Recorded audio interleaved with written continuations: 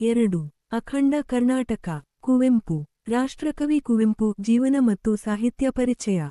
ಕುವೆಂಪು ಕಾವ್ಯನಾಮದಿಂದ ಸುಪ್ರಸಿದ್ಧರಾದ ಕುಪ್ಪಳ್ಳಿ ವೆಂಕಟಪ್ಪ ಪುಟ್ಟಪ್ಪನವರು ಹೊಸಗನ್ನಡದ ಮಹಾಕವಿಗಳು, ಶ್ರೇಷ್ಠ ಭಾವಗೀತಕಾರರು, ಮಹಾನ್ ಕಾದಂಬರಿಕಾರರು ಹಾಗೂ ವೈಚಾರಿಕ ಪ್ರಜ್ಞೆಯ ರಮ್ಯವಿಮರ್ಶಕರಾಗಿದ್ದಾರೆ.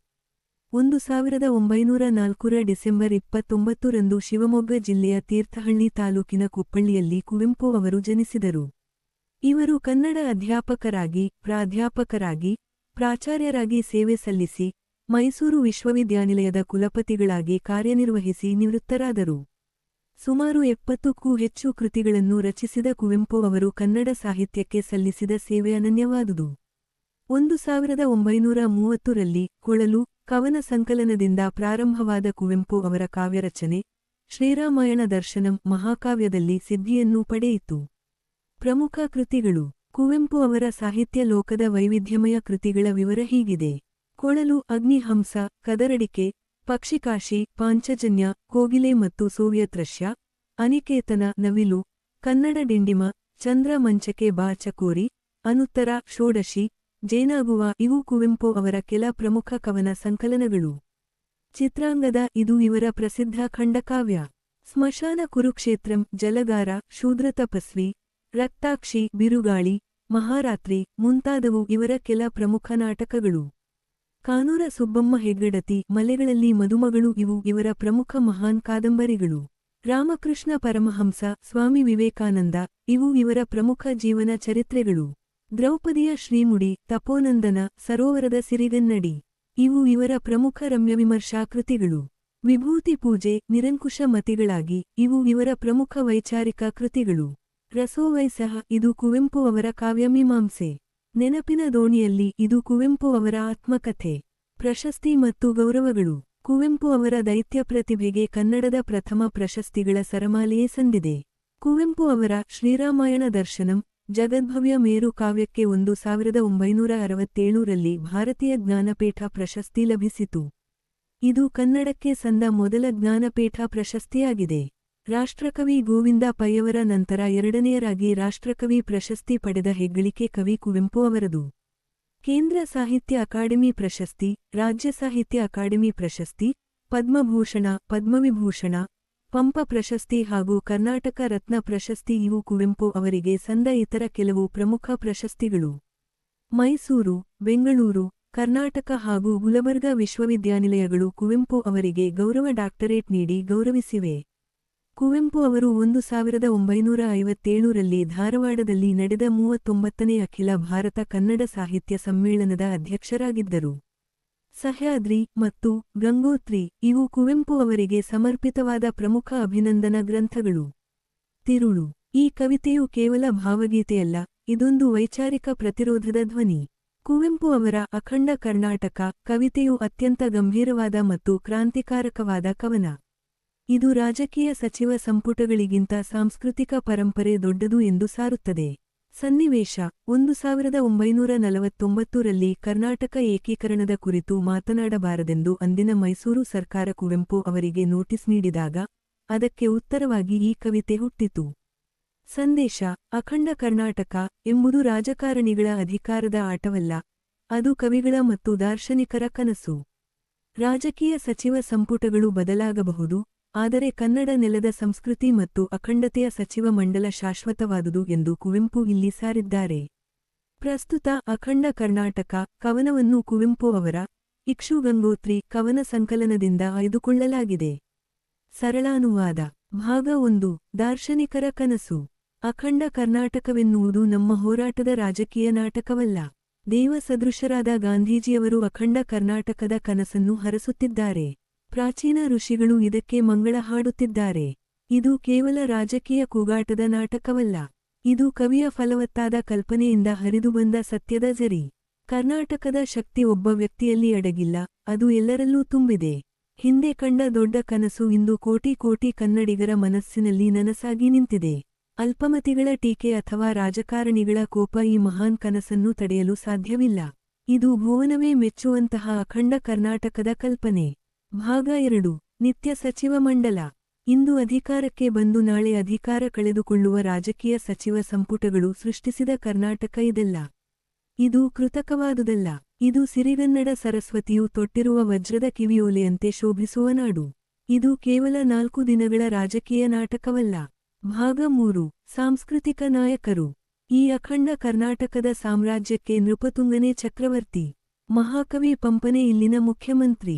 ಪಂಪ, ರನ್ನ, ಜನ್ನ, ನಾಗವರ್ಮ, ರಾಘವಾಂಕ, ಹರಿಹರ, ಬಸವಣ್ಣ, ಪುರಂದರದಾಸ, ನಾರಣಪ್ಪ, ಸರ್ವಜ್ಞ ಮತ್ತು ಷಡಕ್ಷರ ದೇವ ಇವರೆಲ್ಲರೂ ಈ ನಾಡಿನ ಶಾಶ್ವತ ಸಚಿವ ಮಂಡಲದ ಸದಸ್ಯರು. ಇವರು ಸರಸ್ವತಿಯೇ ರಚಿಸಿದ ನಿತ್ಯ ಸಚಿವ ಮಂಡಲ. ಈ ಕವಿಗಳ ಮತ್ತು ದಾರ್ಶನಿಕರ ವಿಚಾರಧಾರೆಗಳು ಕರ್ನಾಟಕದ ಸೌಂದರ್ಯವನ್ನು ಹೆಚ್ಚಿಸುವ ಕುಂಡಲಗಳಂತಿವೆ. ಭಾಗ 4. ಕ್ಷುಲ್ಲಕ ರಾಜಕೀಯದ ಟೀಕೆ. ಅಖಂಡ ಕರ್ನಾಟಕ ನಮ್ಮ ಕೀರ್ತಿ ಶನಿಯ ರಾಜಕೀಯ ನಾಟಕವಲ್ಲ. ಈ ಅಖಂಡತೆಯ ಹೋರಾಟ ಬರೀ ಹೊಟ್ಟೆ ಬಟ್ಟೆಗಾಗಲಿ ಅಥವಾ ಜಾತಿ ಪಕ್ಷಗಳ ಜಗಳಕ್ಕಾಗಲಿ ಅಲ್ಲ. ಇದು ಅಧಿಕಾರದ ಅಹಂಕಾರಕ್ಕಾಗಲಿ ಅಥವಾ ಬಣ್ಣದ ಬದುಕಿನ ಪ್ರದರ್ಶನಕ್ಕಾಗಲಿ ಅಲ್ಲ. ಸ್ವಾರ್ಥದ ಹಾವಿನಂತೆ ಆಡುವ ರಾಜಕೀಯ ಆಟಕ್ಕೂ ಇದಕ್ಕೂ ಸಂಬಂಧವಿಲ್ಲ. ಇದು ಕೇವಲ ಅಧಿಕಾರ ಹಿಡಿಯುವ ಪೆಟ್ಟಿಗೆಯಲ್ಲ. ಭಾಗ 5. ಕರ್ನಾಟಕದ ನಿಜವಾದ ಶಕ್ತಿ. ಸರಸ್ವತಿಯೇ ರಚಿಸಿದ ಈ ಅರಾಜಕೀಯ ನಾಟಕವು ಆತ್ಮ ಸಂಸ್ಕೃತಿಯನ್ನು ಬೆಳಗಲು ಮತ್ತು ಜೀವನದ ಜ್ಞಾನದೀಪ್ತಿಯನ್ನು ಹೆಚ್ಚಿಸಲು ರೂಪಿತವಾಗಿದೆ. ಪ್ರತಿಯೊಬ್ಬ ಕನ್ನಡಿಗನ ಉಸಿರು ಭಗವಂತನ ಪಾದದ ಮುಂದೆ ದೀಪವಾಗಿ ಉರಿಯಬೇಕು. ಓ ವಿರೋಧಿಗಳೇ, ಕರ್ನಾಟಕ ಎಂದರೆ ಬರೀ ಮಣ್ಣಿನ ಹೆಸರಲ್ಲ. ನಕ್ಷತ್ರ ಚಿಹ್ನೆ ಇದು ಪವಿತ್ರವಾದ ಮಂತ್ರ. ನಕ್ಷತ್ರ ಚಿಹ್ನೆ ಇದು ಅಸಾಧಾರಣವಾದ ಶಕ್ತಿ. ನಕ್ಷತ್ರ ಚಿಹ್ನೆ ಇದು ನಮ್ಮನ್ನು ಸಲಹುವ ತಾಯಿ. ನಕ್ಷತ್ರ ಚಿಹ್ನೆ ಇದು ಧರ್ಮವನ್ನು ರಕ್ಷಿಸುವ ದೇವತೆ. ನಕ್ಷತ್ರ ಚಿಹ್ನೆ ಇದು ಅನ್ಯಾಯವನ್ನು ಸುಡುವ ಬೆಂಕಿ ಮತ್ತು ಸಿಡಿಲು. ನಕ್ಷತ್ರ ಚಿಹ್ನೆ ಇದು ಋಷಿಗಳ ದಿವ್ಯ ದೃಷ್ಟಿಗೆ ಕಂಡ ಛಲದ ಜಂಗಮ ಮೂರ್ತಿ. ಒಟ್ಟಾರೆ, ಕವಿಯು ಇಲ್ಲಿ ಕರ್ನಾಟಕವನ್ನು ಕೇವಲ ಭೂಪಟದ ಭಾಗವಾಗಿ ನೋಡದೆ, ಅದನ್ನು ಒಂದು ದೈವಿಕ ಶಕ್ತಿಯಾಗಿ ಮತ್ತು ಸಾಂಸ್ಕೃತಿಕ ನಿರಂತರತೆಯಾಗಿ ಕಂಡಿದ್ದಾರೆ. ರಾಜಕೀಯ ನಾಯಕರು ಬದಲಾಗಬಹುದು, ಆದರೆ ಪಂಪ ಬಸವಣ್ಣನವರಂತಹ ದಾರ್ಶನಿಕರು ಕಟ್ಟಿದ ಕನ್ನಡದ ಮನಸ್ಸು ಸದಾ ಅಖಂಡವಾಗಿಯೇ ಇರುತ್ತದೆ ಎಂದು ಕುವೆಂಪು ಗರ್ಜಿಸಿದ್ದಾರೆ. ಆಲೋಚನೆ ವಿಸ್ತರಿಸುವ ಪ್ರಶ್ನೋತ್ತರಗಳು. ಪ್ರ 1. ಅಖಂಡ ಕರ್ನಾಟಕದ ಪರಿಕಲ್ಪನೆಯನ್ನು ಕುವೆಂಪು ಹೇಗೆ ಕಟ್ಟಿಕೊಟ್ಟಿದ್ದಾರೆ? ಉತ್ತರ. ಕುವೆಂಪು ಅವರು ತಮ್ಮ ಅಖಂಡ ಕರ್ನಾಟಕ ಕವಿತೆಯಲ್ಲಿ ಕರ್ನಾಟಕದ ಪರಿಕಲ್ಪನೆಯನ್ನು ಕೇವಲ ಒಂದು ಭೌಗೋಳಿಕ ಪ್ರದೇಶವಾಗಿ ಅಥವಾ ಮಣ್ಣಿನ ರಾಶಿಯಾಗಿ ನೋಡದೆ, ಅದೊಂದು ಸಾಂಸ್ಕೃತಿಕ, ಆಧ್ಯಾತ್ಮಿಕ ಮತ್ತು ಚಾರಿತ್ರಿಕ ಮಹಾಶಕ್ತಿಯಾಗಿ ಕಟ್ಟಿಕೊಟ್ಟಿದ್ದಾರೆ. ಅವರು ಅಖಂಡ ಕರ್ನಾಟಕದ ಪರಿಕಲ್ಪನೆಯನ್ನು ವಿವರಿಸಿರುವ ಪ್ರಮುಖ ಅಂಶಗಳು ಇಲ್ಲಿವೆ. 1. ರಾಜಕೀಯ ಮೀರಿ ನಿಂತ ಸಾಂಸ್ಕೃತಿಕ ಅಸ್ತಿತ್ವ. ಕುವೆಂಪು ಅವರಿಗೆ ಕರ್ನಾಟಕ ಎಂದರೆ ಕೇವಲ ಚುನಾವಣೆ, ಅಧಿಕಾರ ಅಥವಾ ಸಚಿವ ಸಂಪುಟಗಳ ಆಟವಲ್ಲ. ರಾಜಕೀಯ ಸಚಿವ ಸಂಪುಟಗಳು ಇಂದು ಬಂದು ನಾಳೆ ಹೋಗುವವು. ಆದರೆ ಕರ್ನಾಟಕದ ನಿಜವಾದ ಅಸ್ತಿತ್ವವಿರುವುದು ಅದರ ಸಾಂಸ್ಕೃತಿಕ ಪರಂಪರೆಯಲ್ಲಿ. ಇದನ್ನು ಅವರು ಸಿರಿಗನ್ನಡ ಸರಸ್ವತಿಯ ವಜ್ರಕರ್ಣಕುಂಡಲ ಎಂದು ಕರೆದಿದ್ದಾರೆ. ಅಂದರೆ ಕರ್ನಾಟಕವು ಎಂದಿಗೂ ಅಳಿಯದ ಶಾಶ್ವತ ಸೌಂದರ್ಯ ಮತ್ತು ಶಕ್ತಿಯನ್ನು ಹೊಂದಿದೆ. 2. ನಿತ್ಯ ಸಚಿವ ಮಂಡಲ ಕವಿಗಳ ಸಾಮ್ರಾಜ್ಯ. ಅಖಂಡ ಕರ್ನಾಟಕದ ಆಡಳಿತವನ್ನು ನಡೆಸುವವರು ರಾಜಕಾರಣಿಗಳಲ್ಲ, ಬದಲಾಗಿ ಕನ್ನಡದ ಮಹಾನ್ ಕವಿಗಳು ಮತ್ತು ದಾರ್ಶನಿಕರು ಎಂದು ಕುವೆಂಪು ವಾದಿಸುತ್ತಾರೆ. ನಕ್ಷತ್ರ ಚಿಹ್ನೆ ನೃಪತುಂಗನೇ ಇಲ್ಲಿನ ಚಕ್ರವರ್ತಿ. ನಕ್ಷತ್ರ ಚಿಹ್ನೆ ಆದಿಕವಿ ಪಂಪನೇ ಇಲ್ಲಿನ ಮುಖ್ಯಮಂತ್ರಿ. ನಕ್ಷತ್ರ ಚಿಹ್ನೆ ರನ್ನ, ಜನ್ನ, ಹರಿಹರ, ರಾಘವಾಂಕ, ಬಸವಣ್ಣ, ಕುಮಾರವ್ಯಾಸ, ನಾರಣಪ್ಪ, ಸರ್ವಜ್ಞ ಮುಂತಾದವರು ಈ ನಾಡಿನ ನಿತ್ಯ ಸಚಿವ ಮಂಡಲದ ಸದಸ್ಯರು. ಈ ಮಹನೀಯರ ವಿಚಾರಧಾರೆಗಳೇ ಕರ್ನಾಟಕವನ್ನು ಅಖಂಡವಾಗಿ ಒಗ್ಗೂಡಿಸಿವೆ ಎಂಬುದು ಅವರ ಆಶಯ. 3.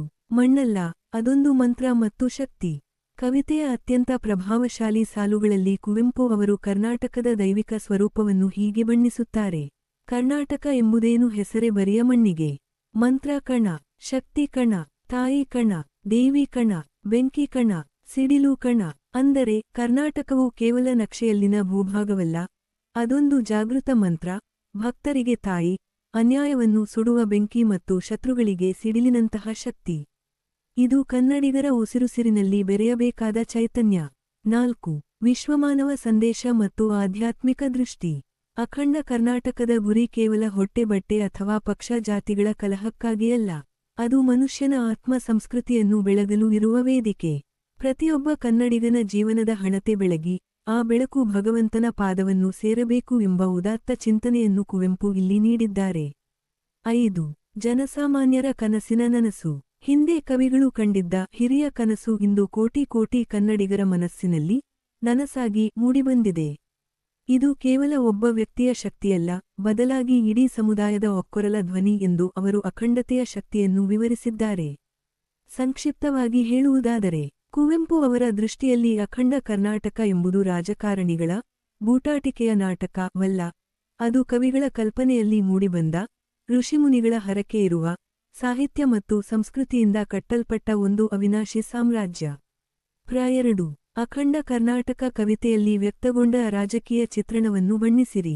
ಉತ್ತರ: ಕುವೆಂಪು ಅವರು ಅಖಂಡ ಕರ್ನಾಟಕ ಕವಿತೆಯಲ್ಲಿ ಅಂದಿನ ರಾಜಕೀಯ ವ್ಯವಸ್ಥೆಯ ವಿಡಂಬನೆ ಮಾಡುತ್ತಲೇ, ಕರ್ನಾಟಕದ ಅಸ್ತಿತ್ವವು ರಾಜಕೀಯ ಸಚಿವ ಸಂಪುಟಗಳಿಗಿಂತ ಮಿಗಿಲಾದ ಅರಾಜಕೀಯ ಮತ್ತು ಸಾಂಸ್ಕೃತಿಕ ಅಡಿಪಾಯದ ಮೇಲೆ ನಿಂತಿದೆ ಎಂಬುದನ್ನು ಬಹಳ ಮಾರ್ಮಿಕವಾಗಿ ಚಿತ್ರಿಸಿದ್ದಾರೆ. ಅದರ ಪ್ರಮುಖ ಅಂಶಗಳು ಇಲ್ಲಿವೆ. 1. ರಾಜಕೀಯ ಬೂಟಾಟಿಕೆಯ ವಿಡಂಬನೆ. ಕವಿತೆಯ ಆರಂಭದಲ್ಲೇ ಕುವೆಂಪು ಅವರು ಅಂದಿನ ರಾಜಕೀಯ ಸ್ಥಿತಿಯನ್ನು ಬೂಟಾಟದ ರಾಜಕೀಯ ನಾಟಕ ಎಂದು ಕರೆದಿದ್ದಾರೆ. ರಾಜಕಾರಣಿಗಳು ನೀಡುವ ಭರವಸೆಗಳು ಮತ್ತು ಮಾಡುವ ಘೋಷಣೆಗಳು ಕೇವಲ ಕೂಗಾಟ ಮತ್ತು ನರಿಪೊಂದು ನಾಟಕ, ನರಿಯಂತಹ ಕುತಂತ್ರದ ಆಟ ಎಂದು ಅವರು ಟೀಕಿಸಿದ್ದಾರೆ. ಇದು ಕೇವಲ ಅಧಿಕಾರಕ್ಕಾಗಿ ನಡೆಯುವ ಹರಟೆ ಅಥವಾ ಜಲ್ಪನೆ ಎಂದು ಕವಿಯ ಅಭಿಪ್ರಾಯ. 2. ತಾತ್ಕಾಲಿಕ ವರ್ಸಸ್ ಶಾಶ್ವತ. ರಾಜಕೀಯ ಸಚಿವ ಸಂಪುಟಗಳು ಶಾಶ್ವತವಲ್ಲ ಎಂಬುದನ್ನು ಕುವೆಂಪು ಎತ್ತಿ ತೋರಿಸಿದ್ದಾರೆ. ನಕ್ಷತ್ರ ಚಿಹ್ನೆ ರಾಜಕೀಯ ಮಂಡಲ, ಇದು ಇಂದು ಬಂದು ನಾಳೆ ಸಂದು ಹೋಹ, ಅಂದರೆ ತಾತ್ಕಾಲಿಕವಾದದ್ದು. ನಕ್ಷತ್ರ ಚಿಹ್ನೆಯ ರಾಜಕೀಯ ಮಂಡಲ, ಕನ್ನಡದ ಕವಿಗಳು ಮತ್ತು ದಾರ್ಶನಿಕರಿಂದ ಕೂಡಿದ ಮಂಡಲವು ನಿತ್ಯ ಸಚಿವ ಮಂಡಲ.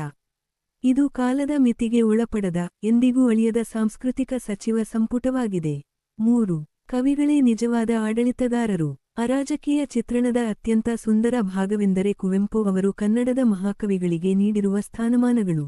ನಕ್ಷತ್ರ ಚಿಹ್ನೆ ಕನ್ನಡದ ಮೊದಲ ಲಕ್ಷಣ ಗ್ರಂಥಕಾರ ನೃಪತುಂಗನೇ ಇಲ್ಲಿನ ಚಕ್ರವರ್ತಿ. ನಕ್ಷತ್ರ ಚಿಹ್ನೆ ಆದಿಕವಿ ಪಂಪನೇ ಮುಖ್ಯಮಂತ್ರಿ. ನಕ್ಷತ್ರ ಚಿಹ್ನೆ ರನ್ನ, ಜನ್ನ, ಹರಿಹರ, ಬಸವಣ್ಣ, ಕುಮಾರವ್ಯಾಸರಂತಹ ಮಹನೀಯರೇ ಈ ನಾಡಿನ ಮಂತ್ರಿಗಳು. ಇಲ್ಲಿ ಅಧಿಕಾರವಿರುವುದು ವ್ಯಕ್ತಿಗಳಿಗಲ್ಲ, ಬದಲಾಗಿ ಅವರು ನೀಡಿದ ವಿಚಾರಧಾರೆಗಳಿಗೆ ಮತ್ತು ಸಾಹಿತ್ಯಕ್ಕೆ. 4. ಶಕ್ತಿ ಮತ್ತು ಭಕ್ತಿಯ ಸಂಗಮ. ರಾಜಕೀಯವು ಕೇವಲ ಹೊಟ್ಟೆಬಟ್ಟೆ, ಪಕ್ಷ ಜಾತಿ ಕಲಹ ಅಥವಾ ದರ್ಪಸ್ವಾರ್ಥದ ಮೇಲೆ ನಿಂತಿರುತ್ತದೆ. ಆದರೆ ಕುವೆಂಪು ಅವರ ಅರಾಜಕೀಯ ಕರ್ನಾಟಕವು ನಕ್ಷತ್ರ ಚಿಹ್ನೆ ಆತ್ಮ ಸಂಸ್ಕೃತಿಯ ಪ್ರತಿಫಲನ. ನಕ್ಷತ್ರ ಚಿಹ್ನೆ ಜೀವದೇಧಿತಿ, ಜೀವನದ ಬೆಳಕು ನೀಡುವಂಥದ್ದು. ನಕ್ಷತ್ರ ಚಿಹ್ನೆ ಪರಮಾತ್ಮನ ಚರಣದೀಪ್ತಿಯನ್ನು ಶರಣರ ಹೃದಯಗಳಲ್ಲಿ ಬೆಳಗಿಸುವಂಥದ್ದು. ಇಲ್ಲಿ ಕರ್ನಾಟಕ ಎನ್ನುವುದು ಮಣ್ಣಿನ ರಾಶಿಯಲ್ಲ, ಅದು ಋಷಿಗಳ ಕಣ್ಣಿಗೆ ಕಂಡ ಛಲದ ಚಂಡಿ ಮತ್ತು ಬೆಂಕಿ ಸಿಡಿಲಿನಂತಹ ಜಾಗೃತ ಶಕ್ತಿ. 5. ಸರಸ್ವತಿಯ ರಚನೆ. ಈ ಅಖಂಡ ಕರ್ನಾಟಕವು ಯಾವುದೇ ರಾಜಕೀಯ ಪಕ್ಷ ಅಥವಾ ಸರ್ಕಾರ ಸೃಷ್ಟಿಸಿದ್ದಲ್ಲ. ಇದನ್ನು ಸ್ವತಃ ಸಿರಿಗನ್ನಡ ಸರಸ್ವತಿ ಯೇ ನಿರ್ಮಿಸಿದಳು ಎಂಬುದು ಕವಿಯ ದೃಢ ವಿಶ್ವಾಸ. ಇದು ಸರಸ್ವತಿಯ ವಜ್ರದ ಕುಂಡಲದಂತೆ ಶೋಭಿಸುವ, ದೇವತೆಗಳ ಹರಕೆ ಇರುವ ಪವಿತ್ರ ಭೂಮಿ. ಒಟ್ಟಿನಲ್ಲಿ ಕುವೆಂಪು ಅವರ ಪ್ರಕಾರ ರಾಜಕೀಯ ಎಂಬುದು ಕ್ಷುಲ್ಲಕ ಮತ್ತು ತಾತ್ಕಾಲಿಕ. ಆದರೆ ಕರ್ನಾಟಕದ ಅಖಂಡತೆ ಎಂಬುದು ಸಾಹಿತ್ಯ, ಸಂಸ್ಕೃತಿ ಮತ್ತು ದಾರ್ಶನಿಕತೆಯಿಂದ ಕೂಡಿದ ರಾಜಕೀಯ ಸ್ಫೋಟಕ. ರಾಜಕೀಯ ಅಧಿಕಾರವಿಲ್ಲದಿದ್ದರೂ ಕನ್ನಡಿಗರನ್ನು ಒಗ್ಗೂಡಿಸುವ ಶಕ್ತಿ ಕೇವಲ ಕನ್ನಡದ ಕಲೆ ಮತ್ತು ಸಾಹಿತ್ಯಕ್ಕೆ ಮಾತ್ರ ಇದೆ ಎಂಬುದೇ ಈ ಕವಿತೆಯ ರಾಜಕೀಯ ಚಿತ್ರಣದ ತಿರುಳು. ವಿವರಣೆಯನ್ನು ಬಯಸುವ ಪ್ರಶ್ನೋತ್ತರಗಳು. ಪ್ರಬಂಧ ಮಾದರಿಯ ಪ್ರಶ್ನೋತ್ತರಗಳು. ಪ್ರ1. ಕರ್ನಾಟಕದ ಭವ್ಯತೆಯ ದರ್ಶನವನ್ನು ವಿವರಿಸಿರಿ. ಉತ್ತರ: ರಾಷ್ಟ್ರಕವಿ ಕುವೆಂಪು ಅವರು ಅಖಂಡ ಕರ್ನಾಟಕ ಕವಿತೆಯಲ್ಲಿ ಕರ್ನಾಟಕದ ಭವ್ಯತೆಯನ್ನು ಕೇವಲ ಭೂಗೋಳದ ಮಿತಿಯಲ್ಲಿ ನೋಡದೆ, ಅದನ್ನು ಒಂದು ದೈವಿಕ ಮತ್ತು ಸಾಂಸ್ಕೃತಿಕ ಪರಂಪರೆಯ ದರ್ಶನವಾಗಿ ಚಿತ್ರಿಸಿದ್ದಾರೆ. ಅವರ ದೃಷ್ಟಿಯಲ್ಲಿ ಕರ್ನಾಟಕದ ಭವ್ಯತೆಯ ದರ್ಶನ ಹೇಗಿದೆ ಎಂಬುದು ಇಲ್ಲಿದೆ. 1. ಸಾಂಸ್ಕೃತಿಕ ಚಕ್ರಾಧಿಪತ್ಯದ ದರ್ಶನ. ಕುವೆಂಪು ಅವರಿಗೆ ಕರ್ನಾಟಕದ ಭವ್ಯತೆಯು ಅದರ ರಾಜಕೀಯ ಇತಿಹಾಸಕ್ಕಿಂತ ಹೆಚ್ಚಾಗಿ ಅದರ ಸಾಹಿತ್ಯಿಕ ಚರಿತ್ರೆಯಲ್ಲಿ ಅಡಗಿದೆ. ಈ ನಾಡಿನ ಭವ್ಯತೆಯನ್ನು ಸಾರಲು ಅವರು ಒಂದು ನಿತ್ಯ ಸಚಿವ ಮಂಡಲವನ್ನು ಕಲ್ಪಿಸಿಕೊಳ್ಳುತ್ತಾರೆ. ನಕ್ಷತ್ರ ಚಿಹ್ನೆ ಇಲ್ಲಿ ನೃಪತುಂಗನೇ ಸಾರ್ವಭೌಮ ಚಕ್ರವರ್ತಿ. ನಕ್ಷತ್ರ ಚಿಹ್ನೆ ಪಂಪ, ರನ್ನ, ಜನ್ನ, ಹರಿಹರ, ರಾಘವಾಂಕ, ಬಸವಣ್ಣ, ಕುಮಾರವ್ಯಾಸ ಮುಂತಾದ ಮಹಾಕವಿಗಳೇ ಈ ನಾಡಿನ ಮಂತ್ರಿಗಳು. ಇಂತಹ ಜ್ಞಾನಿಗಳ ಆಡಳಿತವಿರುವ ನಾಡು ಜಗತ್ತಿನಲ್ಲೇ ಅತ್ಯಂತ ಭವ್ಯವಾದುದು ಎಂಬುದು ಕವಿಯ ದರ್ಶನ. 2. ದೈವಿಕ ಮತ್ತು ಪ್ರಕೃತಿದತ್ತವಾದ ಸೌಂದರ್ಯ. ಕರ್ನಾಟಕದ ಭವ್ಯತೆಯು ದೇವತೆಗಳಿಂದ ಮತ್ತು ಪ್ರಕೃತಿಯಿಂದ ಹರಸಲ್ಪಟ್ಟಿದೆ. ಗಾಂಧೀಜಿಯಂತಹ ಪುಣ್ಯಪುರುಷರ ಹರಕೆ ಈ ನಾಡಿಗಿದೆ. ಪ್ರಾಚೀನ ಋಷಿಮುನಿಗಳ ಮಂತ್ರಶಕ್ತಿ ಇದರ ನಾಂದಿಯಲ್ಲಿದೆ. ಇದು ಕೇವಲ ಮಣ್ಣಿನ ರಾಶಿಯಲ್ಲ, ಬದಲಾಗಿ ಸಿರಿಗನ್ನಡ ಸರಸ್ವತಿಯು ಧರಿಸಿರುವ ವಜ್ರದ ಕಿವಿಯೋಲೆ, ಕರ್ಣಕುಂಡಲ ಅಷ್ಟು ಸುಂದರವಾದದ್ದು ಮತ್ತು ಅಮೂಲ್ಯವಾದದ್ದು. 3. ಅದ್ಭುತ ಶಕ್ತಿಯ ರೂಪವಾಗಿ ಕರ್ನಾಟಕ. ಕವಿಯು ಕರ್ನಾಟಕವನ್ನು ಬರೀ ಹೆಸರಾಗಿ ನೋಡದೆ, ಅದನ್ನು ಮಹಾನ್ ಶಕ್ತಿಯ ಸಾಕಾರ ರೂಪವಾಗಿ ಕಂಡಿದ್ದಾರೆ. ಅವರ ಸಾಲುಗಳಲ್ಲೇ ಹೇಳುವುದಾದರೆ, ಮಂತ್ರ ಕಣ, ಶಕ್ತಿ ಕಣ, ತಾಯಿ ಕಣ, ದೇವಿ ಕಣ, ಬೆಂಕಿ ಕಣ, ಸಿಡಿಲು ಕಣ. ಈ ಸಾಲುಗಳು ಕರ್ನಾಟಕದ ಭವ್ಯತೆಯನ್ನು ಅತ್ಯಂತ ಉತ್ತುಂಗಕ್ಕೆ ಕೊಂಡೊಯ್ಯುತ್ತವೆ. ಕರ್ನಾಟಕವು ಭಕ್ತರನ್ನು ಸಲಹುವ ತಾಯಿ, ಜ್ಞಾನ ನೀಡುವ ಮಂತ್ರ, ಶತ್ರುಗಳನ್ನು ದಹಿಸುವ ಬೆಂಕಿ ಮತ್ತು ಅನ್ಯಾಯವನ್ನು ಬಡಿದಟ್ಟುವ ಸಿಡಿಲು. ಈ ಬಹುಮುಖಿ ಶಕ್ತಿಯೇ ಕರ್ನಾಟಕದ ನಿಜವಾದ ವೈಭವ. 4. ಆಧ್ಯಾತ್ಮಿಕ ಮತ್ತು ಅಖಂಡತೆಯ ದರ್ಶನ. ಕರ್ನಾಟಕದ ಭವ್ಯತೆಯು ಜನರ ಬರೀ ಹೊಟ್ಟೆಬಟ್ಟೆ ಅಥವಾ ಪಕ್ಷ ಜಾತಿ ಕಲಹಗಳಲ್ಲಿ ಇಲ್ಲ. ಅದರ ನಿಜವಾದ ದರ್ಶನವಾಗುವುದು ಜನರ ಆತ್ಮಸಂಸ್ಕೃತಿಯಲ್ಲಿ. ಪ್ರತಿಯೊಬ್ಬ ಕನ್ನಡಿಗನ ಉಸಿರು ಒಂದು ಹಣತೆಯಾಗಿ ಬೆಳಗಬೇಕು. ಆ ಉಸಿರಿನ ಬೆಳಕು ಪರಮಾತ್ಮನ ಪಾದವನ್ನು ತಲುಪಬೇಕು. ಜೀವನದ ಉನ್ನತ ಮೌಲ್ಯಗಳನ್ನು ಎತ್ತಿ ಹಿಡಿಯುವ ಕರ್ನಾಟಕವು ಭಗವಂತನ ಕಣ್ಣಿಗೂ ರಸಸ್ಫೂರ್ತಿ ನೀಡುವಷ್ಟು ಸುಂದರವಾಗಿದೆ ಎಂದು ಕುವೆಂಪು ವರ್ಣಿಸಿದ್ದಾರೆ. 5. ಛಲದ ಚಂಡಿ ಮತ್ತು ವಿರೋಧಿಗಳಿಗೆ ಆಸ್ಫೋಟಕ. ಕರ್ನಾಟಕದ ಭವ್ಯತೆಯು ಅದರ ಪೌರುಷ ಮತ್ತು ಛಲದಲ್ಲಿ ಅಡಗಿದೆ. ಅಖಂಡ ಕರ್ನಾಟಕದ ಕನಸನ್ನು ವಿರೋಧಿಸುವವರಿಗೆ ಇದು ಒಂದು ಆಸ್ಫೋಟಕ ಅಥವಾ ಸಿಡಿಲಿನಂತಿದೆ. ಇದು ಋಷಿಗಳ ದಿವ್ಯ ದೃಷ್ಟಿಗೆ ಕಂಡ ಛಲದ ಚಂಡಿ. ಅಂದರೆ, ತನ್ನ ಅಸ್ತಿತ್ವ ಮತ್ತು ಸಂಸ್ಕೃತಿಯನ್ನು ರಕ್ಷಿಸಿಕೊಳ್ಳುವಲ್ಲಿ ಈ ನಾಡು ಎಂದಿಗೂ ಹಿಂದೆ ಸರಿಯುವುದಿಲ್ಲ. ಸಂಕ್ಷಿಪ್ತ ಸಾರಾಂಶ. ಕುವೆಂಪು ಅವರ ದರ್ಶನದಲ್ಲಿ ಕರ್ನಾಟಕವು ಒಂದು ಜೀವಂತ ದೇವತೆ. ಅದು ಕವಿಗಳ ಕಾವ್ಯದಲ್ಲಿ, ಋಷಿಗಳ ಮಂತ್ರದಲ್ಲಿ, ಶರಣರ ತತ್ವದಲ್ಲಿ ಮತ್ತು ಪ್ರಕೃತಿಯ ಸೌಂದರ್ಯದಲ್ಲಿ ಮೈವೆತ್ತಿದೆ. ರಾಜಕೀಯದ ಕ್ಷುಲ್ಲಕ ಆಟಗಳನ್ನು ಮೀರಿ ನಿಂತಿರುವ ಈ ಸಾಂಸ್ಕೃತಿಕ ಭವ್ಯತೆಯೇ ಅಖಂಡ ಕರ್ನಾಟಕದ ನಿಜವಾದ ದರ್ಶನ. ಪ್ರ 2. ಅಖಂಡ ಕರ್ನಾಟಕದ ಸ್ವಾರಸ್ಯಕರ ಇತಿಹಾಸ ದರ್ಶನವನ್ನು ವಿಶ್ಲೇಷಿಸಿರಿ. ಉತ್ತರ. ಕುವೆಂಪು ಅವರ ಅಖಂಡ ಕರ್ನಾಟಕ ಕವಿತೆಯು ಕೇವಲ ಒಂದು ಭಾವಗೀತೆಯಲ್ಲ, ಅದು ಕರ್ನಾಟಕದ ಸಾಂಸ್ಕೃತಿಕ ಇತಿಹಾಸವನ್ನು ಅತ್ಯಂತ ಸ್ವಾರಸ್ಯಕರವಾಗಿ ಮತ್ತು ವೈಚಾರಿಕವಾಗಿ ಕಟ್ಟಿಕೊಡುವ ಒಂದು ಐತಿಹಾಸಿಕ ದರ್ಶನ. ಈ ಪದ್ಯದಲ್ಲಿ ವ್ಯಕ್ತವಾಗಿರುವ ಇತಿಹಾಸದ ವಿಶ್ಲೇಷಣೆ ಇಲ್ಲಿದೆ. 1. ರಾಜಕೀಯ ಇತಿಹಾಸಕ್ಕಿಂತ ಸಾಂಸ್ಕೃತಿಕ ಇತಿಹಾಸವೇ ದೊಡ್ಡದು. ಸಾಮಾನ್ಯವಾಗಿ ಇತಿಹಾಸವೆಂದರೆ ರಾಜರ ಯುದ್ಧಗಳು ಮತ್ತು ಶಾಸನಗಳು. ಆದರೆ ಕುವೆಂಪು ಅವರು ಇಲ್ಲಿ ನಕ್ಷತ್ರ ಚಿಹ್ನೆ ಅರಾಜಕೀಯ ಇತಿಹಾಸ ನಕ್ಷತ್ರ ಚಿಹ್ನೆವನ್ನು ಪರಿಚಯಿಸುತ್ತಾರೆ. ನಕ್ಷತ್ರ ಚಿಹ್ನೆ ಅಧಿಕಾರಕ್ಕಾಗಿ ನಡೆಯುವ ರಾಜಕೀಯ ಇತಿಹಾಸವನ್ನು ಅವರು 4 ದಿನದ ನಾಟಕ ಮತ್ತು ನರಿಪೊಂದು ರಾಜಕೀಯ ನಾಟಕ ಎಂದು ಕರೆದಿದ್ದಾರೆ. ನಕ್ಷತ್ರ ಚಿಹ್ನೆ ಇದಕ್ಕೆ ಬದಲಾಗಿ ಸಾವಿರಾರು ವರ್ಷಗಳಿಂದ ಕನ್ನಡ ನಾಡನ್ನು ಸಾಹಿತ್ಯ ಮತ್ತು ಸಂಸ್ಕೃತಿಯ ಮೂಲಕ ಆಳುತ್ತಿರುವ ನಕ್ಷತ್ರ ಚಿಹ್ನೆ ನಿತ್ಯ ಸಚಿವ ಮಂಡಲ ನಕ್ಷತ್ರ ಚಿಹ್ನೆ ನಿಜವಾದ ಇತಿಹಾಸ ಎಂದು ಅವರು ಸಾರಿದ್ದಾರೆ. 2. ಕವಿ ದಾರ್ಶನಿಕರ ಸಾಮ್ರಾಜ್ಯ ಲಿಟರರಿ ಎಂಪೈರ್. ಕನ್ನಡದ ಚರಿತ್ರೆಯಲ್ಲಿ ಮರೆಯಲಾಗದ ಮಹನೀಯರನ್ನು ಕುವೆಂಪು ಅವರು ಒಂದು ಆಡಳಿತ ವ್ಯವಸ್ಥೆಯಂತೆ ಜೋಡಿಸಿರುವ ರೀತಿ ಅತ್ಯಂತ ಸ್ವಾರಸ್ಯಕರವಾಗಿದೆ. ನೃಪತುಂಗ, ಕನ್ನಡಿಗರ ನಾಡು ನುಡಿಯ ಗಡಿಯನ್ನು ಗುರುತಿಸಿದ ಕವಿರಾಜಮಾರ್ಗ ದ ಪ್ರೇರಕ ನೃಪತುಂಗನೇ ಈ ಅಖಂಡ ಸಾಮ್ರಾಜ್ಯದ ಚಕ್ರವರ್ತಿ. ಪಂಪ, ಆದಿಕವಿ ಪಂಪನೇ ಈ ನಾಡಿನ ಮುಖ್ಯಮಂತ್ರಿ. ಸಚಿವ ಸಂಪುಟ ರನ್ನ, ಜನ್ನ, ನಾಗವರ್ಮ, ರಾಘವಾಂಕ, ಹರಿಹರ, ಬಸವೇಶ್ವರ, ನಾರಣಪ್ಪ, ಕುಮಾರವ್ಯಾಸ, ಸರ್ವಜ್ಞ ಮತ್ತು ಷಡಕ್ಷರದೇವ ಇವರೆಲ್ಲರೂ ಈ ನಾಡಿನ ಶಾಶ್ವತ ಮಂತ್ರಿಗಳು.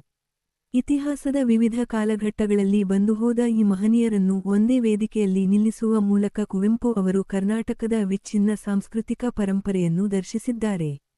3. ಕರ್ನಾಟಕ ಏಕೀಕರಣದ ಸಂಘರ್ಷದ ಹಿನ್ನೆಲೆ. ಈ ಕವಿತೆಯ ಇತಿಹಾಸದ ಹಿಂದೆ ಒಂದು ರೋಚಕವಾದ ಘಟನೆಯಿದೆ. 1949 ರಲ್ಲಿ ಅಂದಿನ ಮೈಸೂರು ಸರ್ಕಾರವು ಕರ್ನಾಟಕ ಏಕೀಕರಣದ ಬಗ್ಗೆ ಮಾತನಾಡುವುದು ರಾಜದ್ರೋಹ ಎಂದು ಕುವೆಂಪು ಅವರಿಗೆ ನೋಟಿಸ್ ನೀಡಿತ್ತು.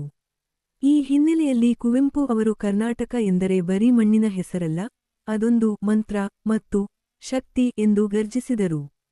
ರಾಜಕೀಯವಾಗಿ ಹರಿದು ಹಂಚಿಹೋಗಿದ್ದ ಕರ್ನಾಟಕವನ್ನು ಸಾಂಸ್ಕೃತಿಕವಾಗಿ ಒಂದಾಗಿಸುವ ಕೆಲಸವನ್ನು ಕವಿಗಳು ಮೊದಲೇ ಮಾಡಿದ್ದಾರೆ ಎಂಬ ಐತಿಹಾಸಿಕ ಸತ್ಯವನ್ನು ಅವರು ಇಲ್ಲಿ ಎತ್ತಿ ಹಿಡಿದಿದ್ದಾರೆ. 4. ಶರಣರ ಮತ್ತು ದಾಸರ ಕ್ರಾಂತಿಕಾರಿ ಇತಿಹಾಸ. ಪದ್ಯದಲ್ಲಿ ಬರುವ ಬಸವೇಶ್ವರ ಮತ್ತು ನಾರಣಪ್ಪರ ಉಲ್ಲೇಖವು ಕರ್ನಾಟಕದ ಸಾಮಾಜಿಕ ಮತ್ತು ಧಾರ್ಮಿಕ ಸುಧಾರಣೆಯ ಇತಿಹಾಸವನ್ನು ನೆನಪಿಸುತ್ತದೆ. ಕೇವಲ ಕಾವ್ಯವನ್ನಷ್ಟೇ ಅಲ್ಲದೆ ಸಮಾಜದಲ್ಲಿ ಸಮಾನತೆ ತಂದ ವಚನ ಸಾಹಿತ್ಯ ಮತ್ತು ಜನಸಾಮಾನ್ಯರನ್ನು ತಲುಪಿದ ದಾಸ ಸಾಹಿತ್ಯಗಳು ಕರ್ನಾಟಕವನ್ನು ಅಖಂಡವಾಗಿರಿಸಲು ಕಾರಣವಾಗಿವೆ ಎಂಬುದು ಕವಿಯ ಆಶಯ. 5. ಋಷಿಪರಂಪರೆ ಮತ್ತು ಗಾಂಧಿ ತತ್ವದ ಸಂಗಮ. ಇತಿಹಾಸದ ದರ್ಶನವನ್ನು ಅವರು ಆಧುನಿಕ ಕಾಲದ ಮಹಾತ್ಮ ಗಾಂಧೀಜಿಯವರವರೆಗೆ ತರುತ್ತಾರೆ. ಹರಸುತಿಹನು ದೇವಗಾಂಧಿ ಮತ್ತು ಮಂತ್ರಿಸಿಹುದು ಋಷಿಯ ನಾಂದಿ ಎಂಬ ಸಾಲುಗಳ ಮೂಲಕ ಪ್ರಾಚೀನ ಭಾರತದ ಋಷಿ ಸಂಸ್ಕೃತಿ ಮತ್ತು ಆಧುನಿಕ ಅಹಿಂಸಾ ತತ್ವಗಳೆರಡೂ ಕರ್ನಾಟಕದ ಅಖಂಡತೆಯ ಕನಸಿಗೆ ಶಕ್ತಿಯಾಗಿವೆ ಎಂದು ವಿಶ್ಲೇಷಿಸಿದ್ದಾರೆ. ಒಟ್ಟಿನಲ್ಲಿ ಕುವೆಂಪು ಅವರ ಇತಿಹಾಸ ದರ್ಶನವು ಕವಿ ಕೇಂದ್ರಿತವಾದುದು. ಅವರ ಪ್ರಕಾರ ರಾಜಕೀಯ ಗಡಿಗಳು ಬದಲಾಗಬಹುದು, ರಾಜರು ಸಾಯಬಹುದು, ಆದರೆ ಪಂಪ ಬಸವಣ್ಣ ನೃಪತುಂಗರ ವಿಚಾರಧಾರೆಗಳಿಂದ ನಿರ್ಮಿತವಾದ ಕರ್ನಾಟಕವು ಎಂದಿಗೂ ಅಳಿಯದ ವಜ್ರದ ಕುಂಡಲದಂತಹ ಇತಿಹಾಸವನ್ನು ಹೊಂದಿದೆ. ಟಿಪ್ಪಣಿ ರೂಪದ ಪ್ರಶ್ನೋತ್ತರಗಳು. ಟಿಪ್ಪಣಿ 1. ಅಖಂಡ ಕರ್ನಾಟಕದ ನಿತ್ಯ ಸಚಿವ ಮಂಡಲ ದ ಪರಿಕಲ್ಪನೆ. 1. ಅಖಂಡ ಕರ್ನಾಟಕದ ನಿತ್ಯ ಸಚಿವ ಮಂಡಲ ದ ಪರಿಕಲ್ಪನೆಯನ್ನು ವಿವರಿಸಿ. ಉತ್ತರ. ಕುವೆಂಪು ಅವರು ಅಖಂಡ ಕರ್ನಾಟಕದ ಆಡಳಿತವನ್ನು ಕೇವಲ ಚುನಾಯಿತ ರಾಜಕಾರಣಿಗಳಿಗೆ ಸೀಮಿತಗೊಳಿಸದೆ ಅದನ್ನು ಒಂದು ಸಾಂಸ್ಕೃತಿಕ ಚಕ್ರಾಧಿಪತ್ಯವಾಗಿ ಕಂಡಿದ್ದಾರೆ. ಅವರ ಪ್ರಕಾರ ತಾತ್ಕಾಲಿಕ ಮಂಡಲ ಇಂದು ಅಧಿಕಾರಕ್ಕೆ ಬಂದು ನಾಳೆ ಹೋಗುವ ರಾಜಕೀಯ ಸಚಿವ ಸಂಪುಟಗಳು ಕೇವಲ 4 ದಿನದ ನಾಟಕ. ಇವುಗಳು ಕೃತಕವಾದುವು. ನಿತ್ಯ ಸಚಿವ ಮಂಡಲ ಕರ್ನಾಟಕದ ಅಸ್ತಿತ್ವವನ್ನು ಕಾಪಾಡಿಕೊಂಡು ಬಂದವರು ಇಲ್ಲಿನ ಮಹಾಕವಿಗಳು ಮತ್ತು ದಾರ್ಶನಿಕರು. ಇವರಿಂದ ಕೂಡಿದ ಮಂಡಲವೇ ನಿತ್ಯ ಸಚಿವ ಮಂಡಲ. ನಾಯಕತ್ವ. ಕನ್ನಡದ ಗಡಿಯನ್ನು ಗುರುತಿಸಿದ ನೃಪತುಂಗನೇ ಈ ಸಾಮ್ರಾಜ್ಯದ ಚಕ್ರವರ್ತಿ. ಆದಿಕವಿ ಪಂಪನೇ ಇಲ್ಲಿನ ಮುಖ್ಯಮಂತ್ರಿ. ಸದಸ್ಯರು ರನ್ನ, ಜನ್ನ, ರಾಘವಾಂಕ, ಹರಿಹರ, ಬಸವಣ್ಣ, ಕುಮಾರವ್ಯಾಸ, ನಾರಣಪ್ಪ, ಸರ್ವಜ್ಞ ಮತ್ತು ಷಡಕ್ಷರದೇವ ಮುಂತಾದವರು ಈ ಮಂಡಲದ ಶಾಶ್ವತ ಸದಸ್ಯರು. ಸರಸ್ವತಿಯೇ ರಚಿಸಿದ ಈ ಮಂಡಲವು ಕನ್ನಡಿಗರ ಮನಸ್ಸನ್ನು ಸಾಹಿತ್ಯ ಮತ್ತು ಮೌಲ್ಯಗಳ ಮೂಲಕ ಆಳುತ್ತಿದೆ ಎಂಬುದು ಕವಿಯ ಆಶಯ. ಟಿಪ್ಪಣಿ 2. ಕರ್ನಾಟಕ ಎಂದರೆ ಬರಿಯ ಮಣ್ಣಲ್ಲ. 2. ಕರ್ನಾಟಕ ಎಂದರೆ ಬರಿಯ ಮಣ್ಣಲ್ಲ. ಈ ಮಾತನ್ನು ಕುವೆಂಪು ಹೇಗೆ ಪುಷ್ಟೀಕರಿಸಿದ್ದಾರೆ? ಉತ್ತರ. ಕರ್ನಾಟಕ ಎನ್ನುವುದು ಕೇವಲ ಭೂಪಟದಲ್ಲಿನ ಒಂದು ಜಾಗ ಅಥವಾ ಮಣ್ಣಿನ ರಾಶಿಯಲ್ಲ ಎಂದು ಕುವೆಂಪು ವಾದಿಸುತ್ತಾರೆ. ಅದನ್ನು ಅವರು ಈ ಕೆಳಗಿನ ಶಕ್ತಿಶಾಲಿ ರೂಪಕಗಳ ಮೂಲಕ ವರ್ಣಿಸಿದ್ದಾರೆ. ಮಂತ್ರ ಮತ್ತು ಶಕ್ತಿ. ಕರ್ನಾಟಕವು ಕನ್ನಡಿಗರನ್ನು ಒಗ್ಗೂಡಿಸುವ ಒಂದು ಜಾಗೃತ ಮಂತ್ರ ಮತ್ತು ಅಸಾಧಾರಣ ಶಕ್ತಿಯಾಗಿದೆ. ತಾಯಿ ಮತ್ತು ದೇವಿ. ತನ್ನ ಮಕ್ಕಳನ್ನು ಸಲಹುವ ತಾಯಿ ಮತ್ತು ಸಂಸ್ಕೃತಿಯನ್ನು ರಕ್ಷಿಸುವ ದೇವತೆಯಾಗಿ ಕರ್ನಾಟಕವನ್ನು ಅವರು ಕಂಡಿದ್ದಾರೆ. ಬೆಂಕಿ ಮತ್ತು ಸಿಡಿಲು. ಅನ್ಯಾಯ, ದೌರ್ಜನ್ಯ ಮತ್ತು ಕನ್ನಡ ವಿರೋಧಿಗಳನ್ನು ಸುಡುವ ಬೆಂಕಿಯಾಗಿ ಹಾಗೂ ಬಡಿದಟ್ಟುವ ಸಿಡಿಲಾಗಿ ಕರ್ನಾಟಕದ ಪೌರುಷವನ್ನು ಚಿತ್ರಿಸಿದ್ದಾರೆ. ಆತ್ಮಸಂಸ್ಕೃತಿಯ ಪ್ರತಿಫಲನ. ಕರ್ನಾಟಕ ಎಂಬುದು ಜನರ ಉಸಿರುಸಿರಿನಲ್ಲಿ ಬೆಳಗುವ ಜ್ಞಾನದ ಹಣತೆಯಾಗಬೇಕು. ಇದು ಕೇವಲ ಭೌತಿಕ ಸುಖಕ್ಕಲ್ಲದೆ ಭಗವಂತನ ಕಣ್ಣಿಗೆ ರಸಸ್ಫೂರ್ತಿ ನೀಡುವಂತಹ ಉನ್ನತ ಸಂಸ್ಕೃತಿಯ ತಾಣವಾಗಿದೆ. ಹೀಗೆ ಕರ್ನಾಟಕವನ್ನು ಮಣ್ಣಿನಿಂದ ಮಂತ್ರದ ಎತ್ತರಕ್ಕೆ ಕುವೆಂಪು ಅವರು ಕೊಂಡೊಯ್ದಿದ್ದಾರೆ. ಒಟ್ಟಾರೆ ಈ 2 ಟಿಪ್ಪಣಿಗಳು ಕವಿತೆಯ ಮುಖ್ಯ ಉದ್ದೇಶವಾದ ಸಾಂಸ್ಕೃತಿಕ ಏಕತೆ ಮತ್ತು ರಾಜಕೀಯ ವಿಡಂಬನೆಯನ್ನು ಸ್ಪಷ್ಟಪಡಿಸುತ್ತವೆ. 1 ಅಂಕದ ಪ್ರಶ್ನೋತ್ತರಗಳು. ಪ್ರಶ್ನೆ 1. ಅಖಂಡ ಕರ್ನಾಟಕ ಕವಿತೆಯ ಕವಿ ಯಾರು? ಉತ್ತರ. ರಾಷ್ಟ್ರಕವಿ ಕುವೆಂಪು. ಪ್ರಶ್ನೆ 2. ಕುವೆಂಪು ಅವರ ಪೂರ್ಣ ಹೆಸರೇನು? ಉತ್ತರ. ಕುಪ್ಪಳ್ಳಿ ವೆಂಕಟಪ್ಪ ಪುಟ್ಟಪ್ಪ. ಪ್ರಶ್ನೆ 3. ಈ ಕವಿತೆಯನ್ನು ಯಾವ ಕವನ ಸಂಕಲನದಿಂದ ಆಯ್ದುಕೊಳ್ಳಲಾಗಿದೆ? ಉತ್ತರ. ಇಕ್ಷುಗಂಗೋತ್ರಿ ಕವನ ಸಂಕಲನದಿಂದ. ಪ್ರಶ್ನೆ 4. ಕುವೆಂಪು ಅವರಿಗೆ ಜ್ಞಾನಪೀಠ ಪ್ರಶಸ್ತಿ ತಂದುಕೊಟ್ಟ ಕೃತಿ ಯಾವುದು? ಉತ್ತರ. ಶ್ರೀರಾಮಾಯಣ ದರ್ಶನಂ. ಪ್ರಶ್ನೆ 5. ಕವಿಯ ದೃಷ್ಟಿಯಲ್ಲಿ ಅಖಂಡ ಕರ್ನಾಟಕ ಎಂಬುದು ಯಾವುದರ ನಾಟಕವಲ್ಲ? ಉತ್ತರ. ಬೂಟಾಟಿಕೆಯ ರಾಜಕೀಯ ನಾಟಕವಲ್ಲ. ಪ್ರಶ್ನೆ 6. ಅಖಂಡ ಕರ್ನಾಟಕದ ಸಾಮ್ರಾಜ್ಯಕ್ಕೆ ಚಕ್ರವರ್ತಿ ಯಾರು? ಉತ್ತರ. ನೃಪತುಂಗ. ಪ್ರಶ್ನೆ 7. ಕವಿತೆಯ ಪ್ರಕಾರ ಕರ್ನಾಟಕದ ಸಚಿವ ಮಂಡಲದ ಮುಖ್ಯಮಂತ್ರಿ ಯಾರು? ಉತ್ತರ. ಆದಿಕವಿ ಪಂಪ. ಪ್ರಶ್ನೆ 8. ರಾಜಕೀಯ ಸಚಿವ ಮಂಡಲವು ಎಂತಹದ್ದು ಎಂದು ಕವಿ ಹೇಳಿದ್ದಾರೆ? ಉತ್ತರ. ಇಂದು ಬಂದು ನಾಳೆ ಹೋಗುವಂತಹ ತಾತ್ಕಾಲಿಕ ಅಥವಾ ಕೃತಕವಾದದ್ದು. ಪ್ರಶ್ನೆ 9. ಕರ್ನಾಟಕವು ಯಾರಿಗೆ ವಜ್ರದ ಕಿವಿಯೋಲೆಯಂತಿದೆ? ಉತ್ತರ. ಸಿರಿಗನ್ನಡ ಸರಸ್ವತಿಗೆ. ಪ್ರಶ್ನೆ 10. ಕವಿಯ ದೃಷ್ಟಿಯಲ್ಲಿ ಕರ್ನಾಟಕ ಎಂಬುದು ಬರಿಯ ಮಣ್ಣೆ? ಉತ್ತರ. ಅಲ್ಲ, ಅದೊಂದು ಮಂತ್ರ ಮತ್ತು ಶಕ್ತಿ. ಪ್ರಶ್ನೆ 11. ಜೋಳವಾಳಿ ಎಂದರೆ ಯಾರು? ಉತ್ತರ. ಅನ್ನ ಹಾಕಿದವನ ಅಥವಾ ಯಜಮಾನನ ಋಣ ತೀರಿಸುವವನು. ಪ್ರಶ್ನೆ 12. ಕರ್ನಾಟಕವು ಶತ್ರುಗಳಿಗೆ ಏನಿದ್ದಂತೆ? ಉತ್ತರ. ಆಸ್ಫೋಟಕ ಅಥವಾ ಸಿಡಿಲಿದ್ದಂತೆ. ಪ್ರಶ್ನೆ 13. ಅಖಂಡ ಕರ್ನಾಟಕದ ಕನಸನ್ನು ಯಾರು ಹರಸುತ್ತಿದ್ದಾರೆ? ಉತ್ತರ ದೇವಸದೃಶರಾದ ಮಹಾತ್ಮ ಗಾಂಧೀಜಿಯವರು. ಪ್ರಶ್ನೆ 14 ಕುವೆಂಪು ಅವರು ಪ್ರತಿಪಾದಿಸಿದ ಮಂತ್ರ ಯಾವುದು? ಉತ್ತರ ಮನುಜಮತ ವಿಶ್ವಪಥ. ಪ್ರಶ್ನೆ 15 ಈ ಕವಿತೆಯನ್ನು ಯಾವ ವರ್ಷದಲ್ಲಿ ರಚಿಸಲಾಯಿತು? ಉತ್ತರ 1949ರಲ್ಲಿ. ಪ್ರಶ್ನೆ 16 ಋತ ಪದದ ಅರ್ಥವೇನು? ಉತ್ತರ ಸತ್ಯ ಅಥವಾ ಧರ್ಮ. ಪ್ರಶ್ನೆ 17 ಅಖಂಡ ಕರ್ನಾಟಕದ ಸಚಿವ ಮಂಡಲವನ್ನು ಯಾರು ರಚಿಸಿದ್ದಾರೆ? ಉತ್ತರ ಸಾಕ್ಷಾತ್ ಸರಸ್ವತಿಯೇ ರಚಿಸಿದ್ದಾಳೆ. ಪ್ರಶ್ನೆ 18 ಕುವೆಂಪು ಅವರ ಆತ್ಮಚರಿತ್ರೆಯ ಹೆಸರೇನು? ಉತ್ತರ ನೆನಪಿನ ದೋಣಿಯಲ್ಲಿ. ಪ್ರಶ್ನೆ 19 ಕರ್ನಾಟಕವು ಋಷಿಗಳ ಕಣ್ಣಿಗೆ ಹೇಗೆ ಕಾಣುತ್ತದೆ? ಉತ್ತರ ಛಲದ ಚಂಡಿಯಂತೆ ಕಾಣುತ್ತದೆ. ಪ್ರಶ್ನೆ 20 ದೀಧಿತಿ ಎಂದರೆ ಏನು? ಉತ್ತರ ಕಾಂತಿ ಅಥವಾ ಬೆಳಕು.